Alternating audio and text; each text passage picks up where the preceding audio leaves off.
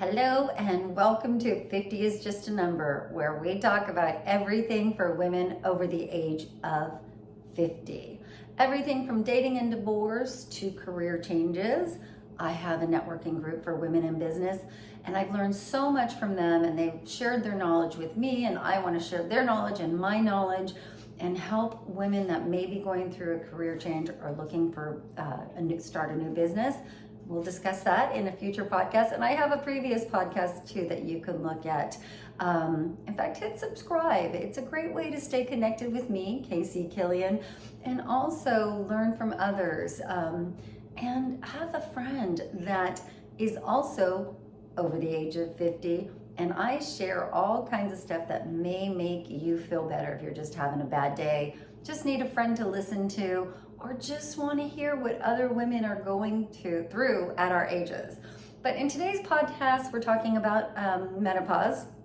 And I'm doing a series of menopause podcasts because, gosh darn it, I was not prepared. And I'm assuming many of you are not prepared either. Now, I am on the other side of it, but I still remember it like it was yesterday. And I have friends that are going through it. And in fact, that's what this podcast today is about. I was recently with a group of women, and one of them was sharing her story. I'll get to that in a minute, but that's why I called this particular podcast, Your Menopausal Today is Not Your Menopausal Tomorrow. So all of our symptoms vary. You know, I had hot flashes and then couldn't sleep because they were so extreme. I mean, it was 24/7. I mean, not literally, but a lot of hot flashes. So I didn't sleep. I had memory loss. Oh my goodness, I could not learn a new task. I'm an avid reader, couldn't read because I'd get the end of a few pages and I'd be like, what the heck did I just read? So it really affected me. It really made me a little bit insecure, self-conscious because I couldn't learn a new task. And I thought, oh my gosh, I cannot spend the next 20, if I'm blessed, 30 years like this.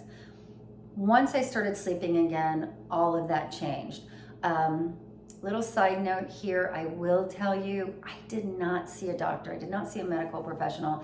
I did not take meds. And if I were to look back or, recommend to my younger self, see a healthcare practitioner. I shouldn't have gone through it all alone.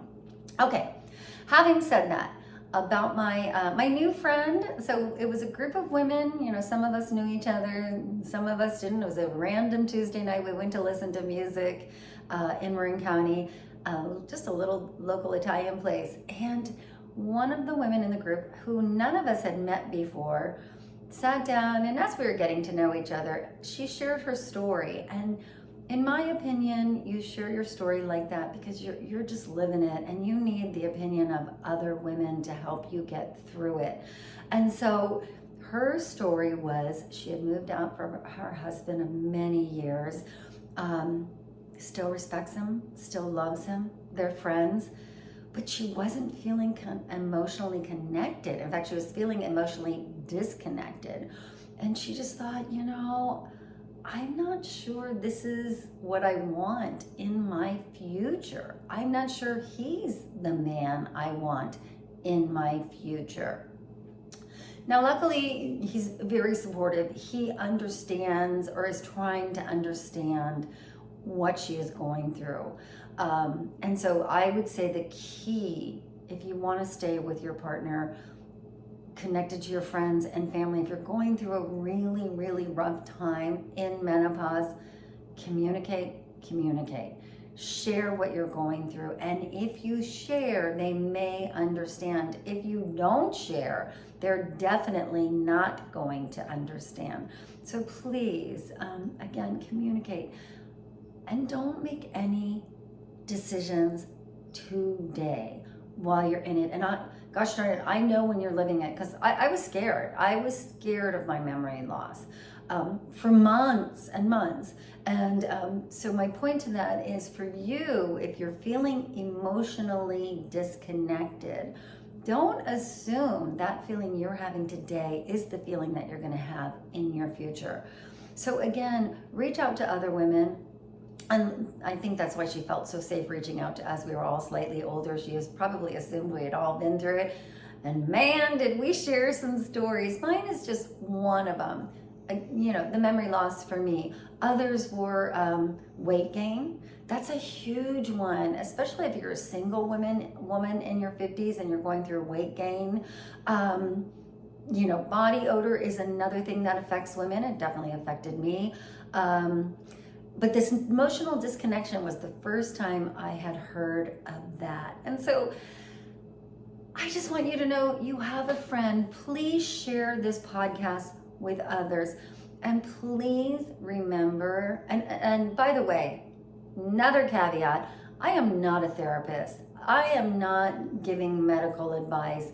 I am here to share my story, share the stories of others, to be your friend and hopefully help you get through whatever menopausal symptoms you are living with right now, and to encourage you and remind you, you will get through it. And don't be me. Don't not see somebody. My menopause would have been a lot easier, and I truly believe this, if I had gone to a medical practitioner.